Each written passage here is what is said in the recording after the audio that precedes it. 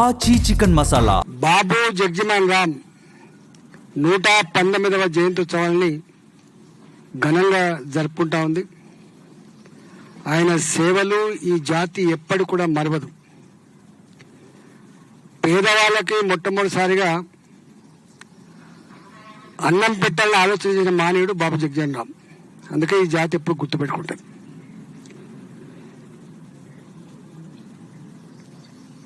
TRS party KCR నన్ను మెడలు బట్టి బయటికి నెట్టి బర్తరాఫ్ చేసి 5 ఏళ్ళు అవుతుంది. 5 years అవుతుంది. ఏప్రిల్ మీకు ఐడియా ఉండాలి. ఆనాడు ఆయన ముఖ్యమంత్రిగా మొత్తం మీడియా అంతా కూడా చెరబట్టి అన్ని పేపర్లను అన్ని ఛానళ్ళని తన సొంత కథనాలను ప్రసారం చేసేట్టు చేసి ఆనాడు ఏం జరుగుతుందో తెలియనటువంటి ఒక ఉక్కిరి బుక్కిరి పరిస్థితిని క్రియేట్ చేసిండు.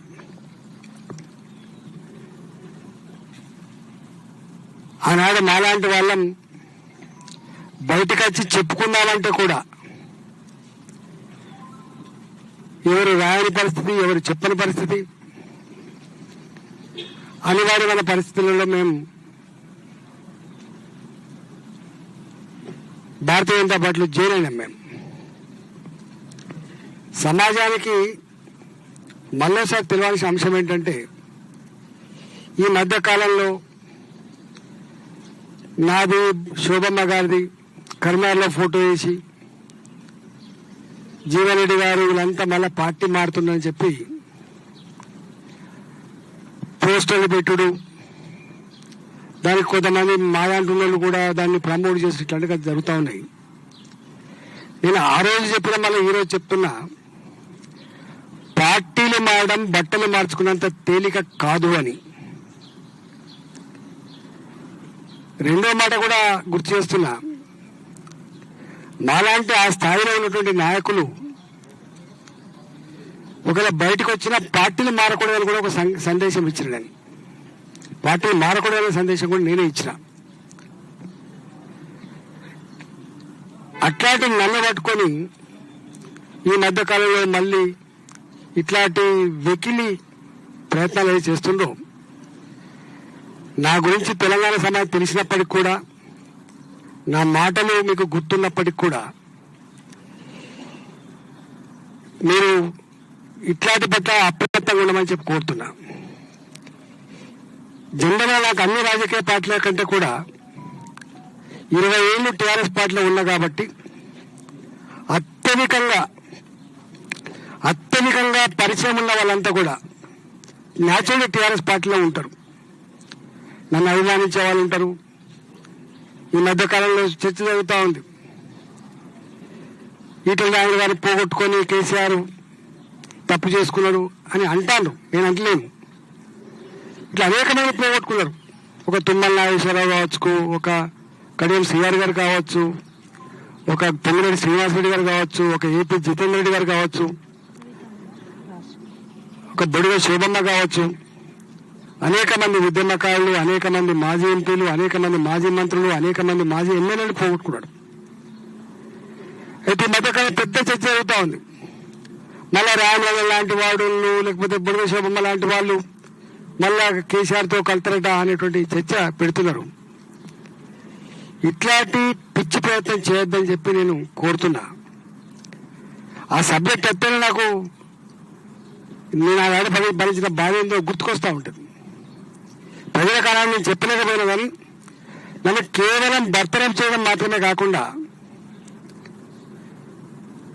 పేపర్లలో, టీవీలలో నా క్యారెక్టర్ అసెస్మెంట్ చేయడమే కాకుండా తనకున్న అధికార బలంతో ఆనాడు రఘునందన్ రావు అనేటువంటి ఒక ఐఏఎస్ ఆఫీసర్ బృందాన్ని వేసి రాత్రే ఒక 3 లక్షల రిసెప్టివ్లలో గోడౌన్స్ ఉంటాయి, ఖాళీ చేయించి 3 ఏళ్ళు ఖాళీ పెట్టించిండు.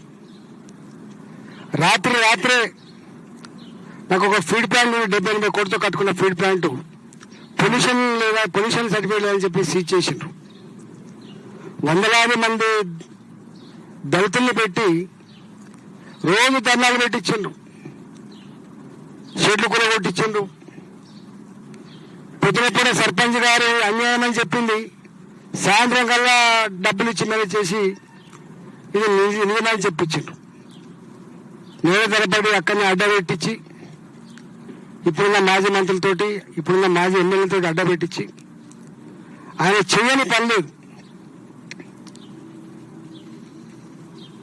ఫీడ్ ప్లాట్స్ ఇచ్చేసిండ్రు, కులఫాలు కొలగొట్టించిండ్రు, భూములు గుంజుకున్నారు.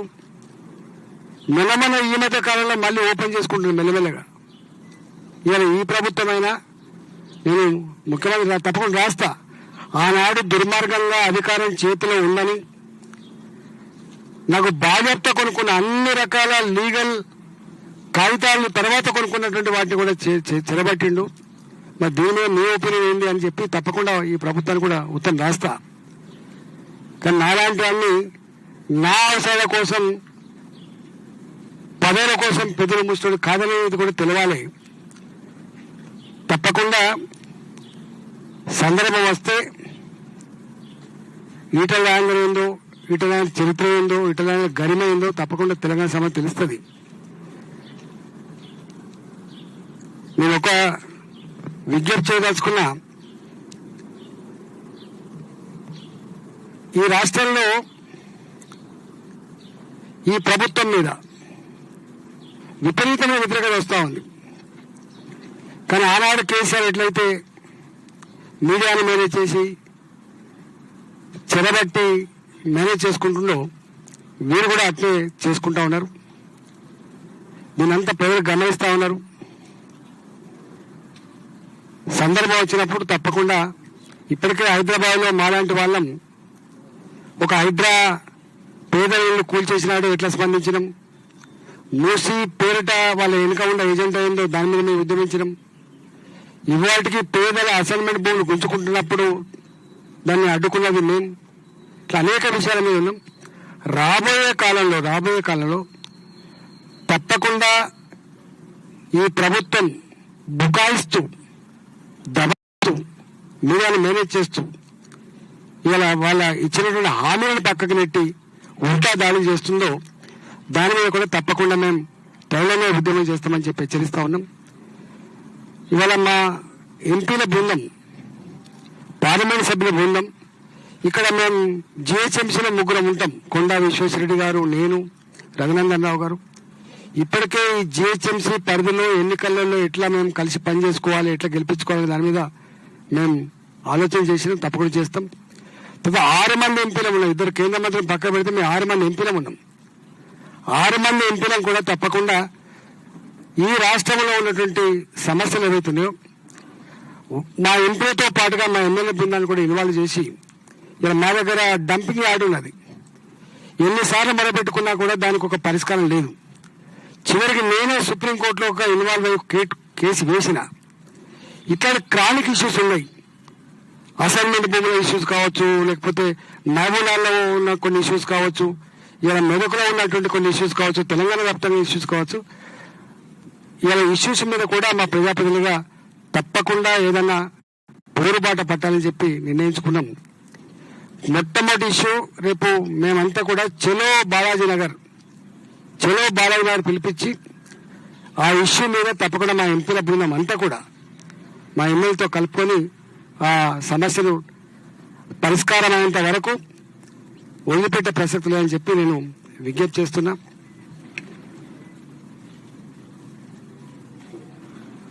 ఈ పార్లమెంట్ పరిధిలో జరిగేటువంటి ఎన్నికలలో డెఫినెట్గా ఇప్పటికే సర్వేలు చేసుకుంటా ఉన్నాం. డబ్బులు నమ్ముకొని ప్రలోభాలు నమ్ముకున్న వాళ్ళు ఒకరికి ఉన్నారు, ధర్మాన్ని నమ్ముకున్న వాళ్ళం, ప్రజలు నమ్ముకున్న వాళ్ళు ఇంకొక వైపు ఉన్నాం. 100కు 100% ఇక్కడ జరిగేటువంటి ఎన్నికల్లో మేము పగడబందిగా ప్లాన్ చేసుకుంటున్నాం. తప్పకుండా రాబోయే ఎన్నికల్లో విజయకేతనం ఎగరడానికి మేము తప్పకుండా ప్రయత్నం చేస్తాం. Thank you.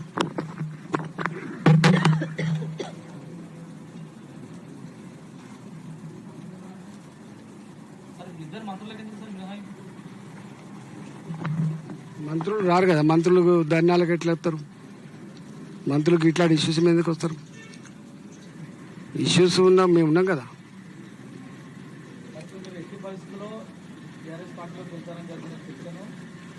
ఇచ్చే ప్రసక్తి లేదు. వెళ్ళి అదే ఎలక్షన్ చేసేది కదా. ప్రస్తుతం ఇప్పుడు భారతీయ జనతా పార్టీలో సంబంధించారు. అన్ని పార్టీలలో గతంలో చెప్పిన నేను, అన్ని పార్టీలలో సమస్యలు ఉంటాయి, గుర్తుపెట్టుకోండి.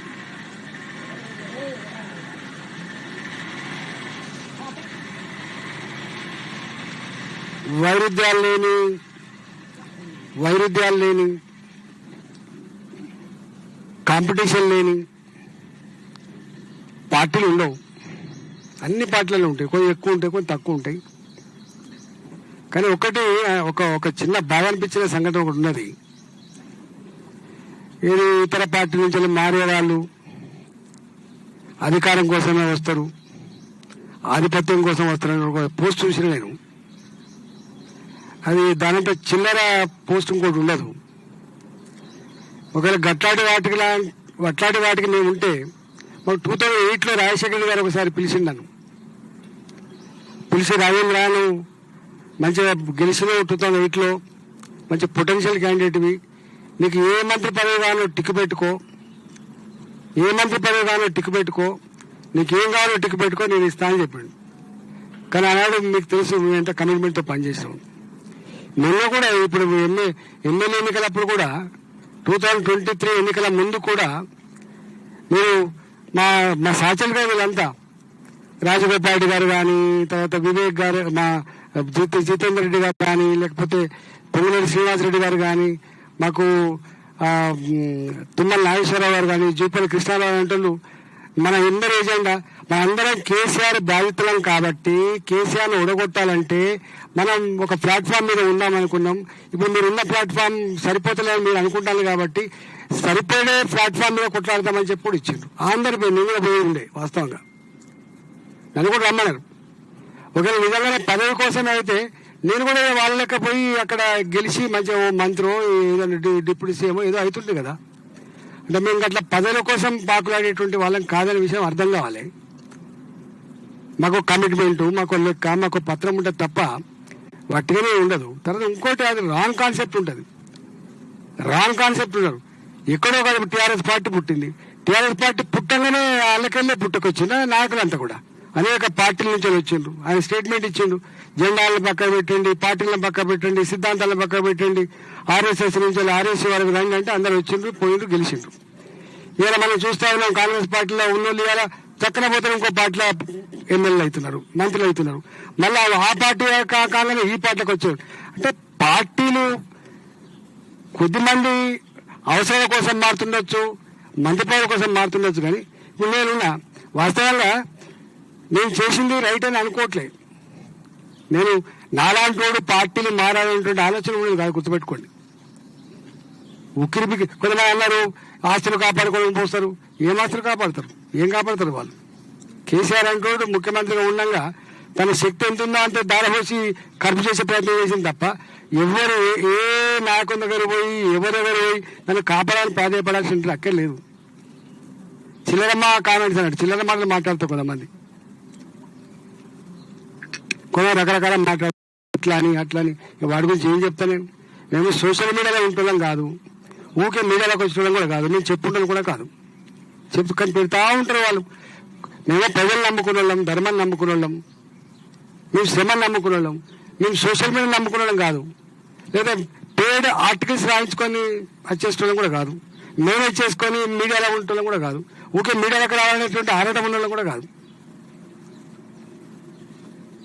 మనిషి సెన్సిటివ్గా ఉంటారు. రాజకీయాలు అందరు బ్లంట్ ఉంటారని, అందరూ చెడిపోయిందని ఇట్లాంటి ఆలోచన మంచిది కాదు. ఎక్కడో సెన్సిటివ్ ఉన్న వాళ్ళు ఉంటారు, ప్రజల కోసం ఉన్న వాళ్ళు ఉంటారు, స్పందించే వాళ్ళు ఉంటారు, క్యారెక్టర్ ఉన్న వాళ్ళు ఉంటారు.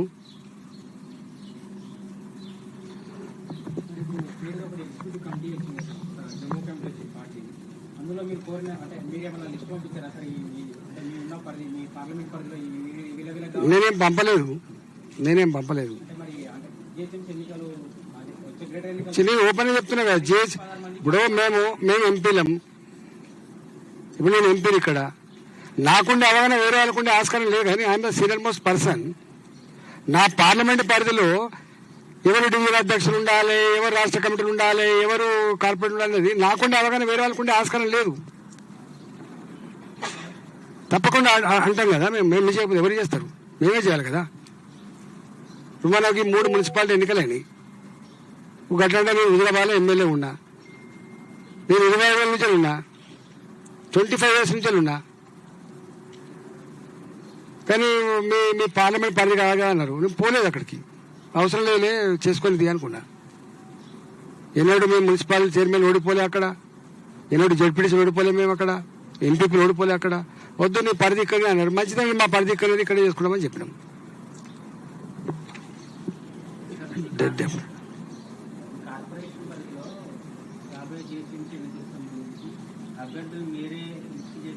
కెపాసిటీ ఉన్నది మేము సర్వే చేయిస్తాం, 100% సర్వే చేయిస్తాం. మాకేముంటుందండి, 4 సీట్లు ఎక్కువ గెలుచుకోవాలని ఉంటుంది. గెలిస్తే మా క్రెడిబిలిటీ వస్తూ ఉంటుంది కదా. మా చూస్తే మా కట్ల మేము ఏలుపరుచుకోవాలని ప్రయత్నం చేయం కదా. మా ఫిలాసఫీ ఒక్కటే, నా ఎంబడి రోజు తిరుగుతుందా లేదా, నా ఇంట్లో ఉంటుందా లేదా, నా ఫోటో పెడుతుందా లేదా, నా ఫ్లెక్సీ పెడుతుందా లేదా, ఇవి కాదు క్రైటీరియా. ప్రజల్లో ఉంటుందా లేదా, ప్రజలలో గెలవగలిగేటువంటి శక్తి ఉందా లేదా, గది ఉంటాయి కదా. ఏముంటుంది చెప్పడు? ఎవరైనా కూడా కోరుకుంటారు, ఏ నాయకుడు కూడా కోరుకునేది ఏంటంటే కెపాసిటీ ఉన్న పెట్టుకోవాలి, గెలిపించుకోవాలని కోరుకుంటారు తప్ప కెపాసిటీ లేని పెట్టుకోవాలి, ఓడగొట్టుకొని పార్టీని డ్యామేజ్ చేసుకోవాలి, ఆ పార్టీ డ్యామేజ్ తన డ్యామేజ్ కావాలని చెప్పి ఎవరు కోరుకోరు. ఆ కాన్సెప్టే తప్పు.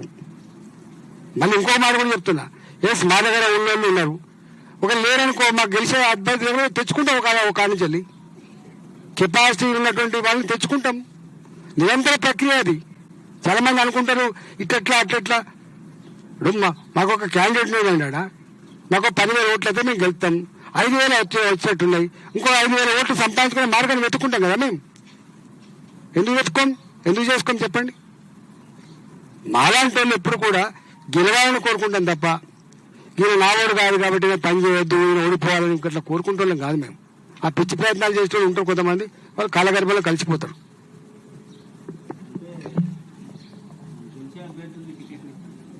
100% గెలిచే అభ్యర్థికి టికెట్ ఇస్తామంటున్నావు, ఇస్తలే అంటలేదు. 100% గెలిచే అభ్యర్థికి టికెట్ ఇస్తాం.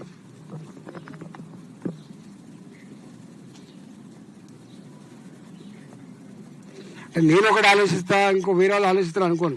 మా పార్టీకి అదే ఆలోచిస్తుంది, మేము అదే ఆలోచిస్తాం. గెలవాలని కోరుకుంటాం. ఎక్కడైనా అవగాహన లేడు, అక్కడిక్కడ కొంచెం ఇబ్బంది పెట్టే ప్రయత్నం చేస్తే కూడా పక్కకు నెట్టి పార్టీని గెలిపించుకునే ప్రయత్నం చేస్తాం.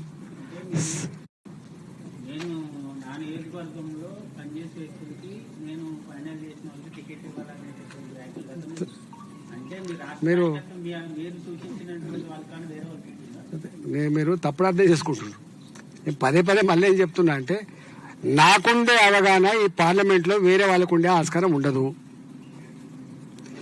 నేను నాకుండే లీడర్లతో మాట్లాడుకుంటా కదా. నేను ఇక్కడ అనేక మంది సీనియర్ లీడర్లు ఉంటారు, వాళ్ళతో ఇంటరాక్ట్ అవుతాం, మాట్లాడుకుంటాం.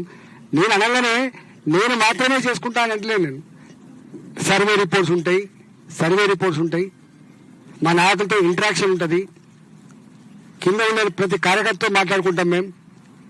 మేము ప్రజల మధ్యలో ఉంటున్నాం, కార్యకర్తల మధ్యలో ఉంటున్నాం అంటే అర్థమైంది. అందరి అభిప్రాయాలను గౌరవించే వాళ్ళం, అందరి అభిప్రాయాలు తీసుకునే వాళ్ళం, అందరి అభిప్రాయాల ప్రకారమే అసెస్మెంట్ చేసుకొని ఒక నిర్ణయం తీసుకుంటాం. మరి మున్సిపల్ ఎన్నికల్లో పంచిన నోట్లేని వచ్చిన ఓట్లేని ఒక చర్చ జరుగుతుంది సోషల్ మీడియాలో.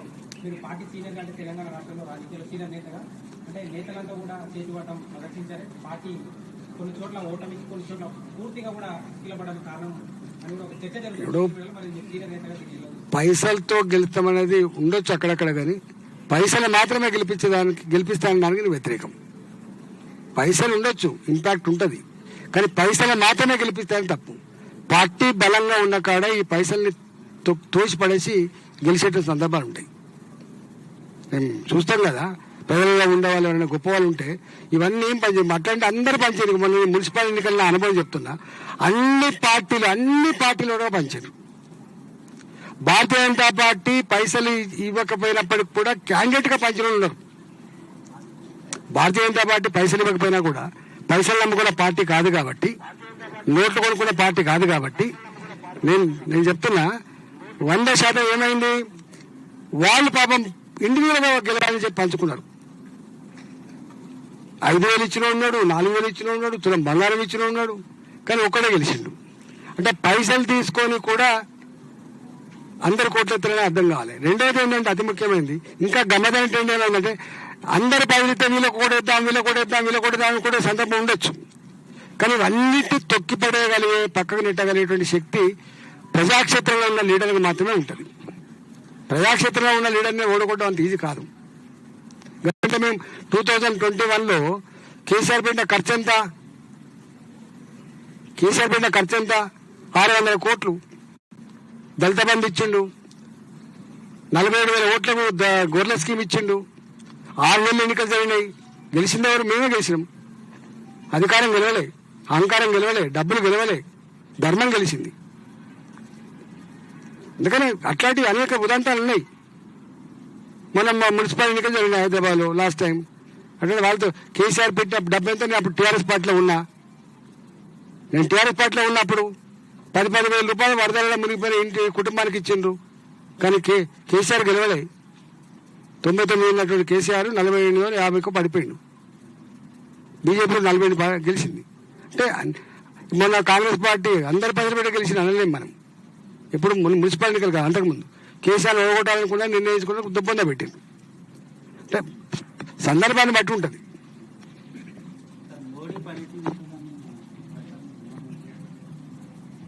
అదే మాకు ఒక 2-3 ఉన్నాయి. ఇక్కడ ఎయిమ్స్ ఉన్నది, మాకు కోచ్ ఫ్యాక్టరీ ఉంది, కొన్ని ఉన్నాయి. అట్లాంటివన్నీ కూడా చేస్తాం. చూడాలి ఎన్నికల తర్వాత ఏముంటుంది. అదంతా వాళ్ళు ఇప్పుడు పెడతాం. ఇక మొత్తం పాదయాత్ర పెడతా. ఆ చుట్టుపక్కల 30 కిలోమీటర్ల రేడియస్లో భూగర్భ జలం ఎట్లా విషతుల్యం అయిపోయినాయి, ఏరెట్లా పొల్యూట్ అయిపోయి మాధవ దాకా వస్తుంది బాలాజీ నగర్ది. అంతా స్టడీ చేసి నేను కేసు వేసిన చెప్పిన కదా, 17th ఏప్రిల్ కేసు కూడా వస్తుంది. నేనే స్వయంగా వేసిన ఇక కేసు. మేము అందరం కలిసి ఇక్కడ చలో బాలాజీ నగర్ పిలిపిస్తాం.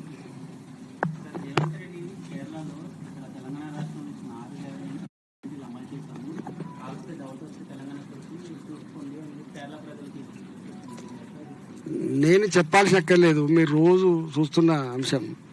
ఇక ఫీ రియంబర్స్మెంట్ కోసం కోర్టుకు పోతే గవర్నమెంట్ ఇచ్చినప్పుడు మీరు వాపస్ అయింది, కానీ ఫీజు కట్టి జైలుకి అమ్మని చెప్పింది. చితికిపోయినాయి. గవర్నమెంట్ అనేది ఇప్పుడు నేను ఇల్లు ట్యాక్స్ ఉన్నది, నేను 1,00,000 రూపాయలు బాకున్నా, రేపు గవర్నమెంట్ అనేది కంటిన్యూస్ ప్రాసెస్. గతంలో ఉన్నటువంటి బకాయిలు వసూలు చేసుకోవడం, మళ్ళీ ఇవ్వడం అనేది ఒక గవర్నమెంట్ ప్రాసెస్. నేను కేసీఆర్ డ్యూ పెట్టింది కాబట్టి నేను ఇవ్వను, నేను కూడా ఇవ్వను. ఇట్లాంటి మాట్లాడిన కేసీఆర్ ఏమైపోయిందో తెలుసు, ఈయనకేమైపోతుందో కూడా తెలుసు.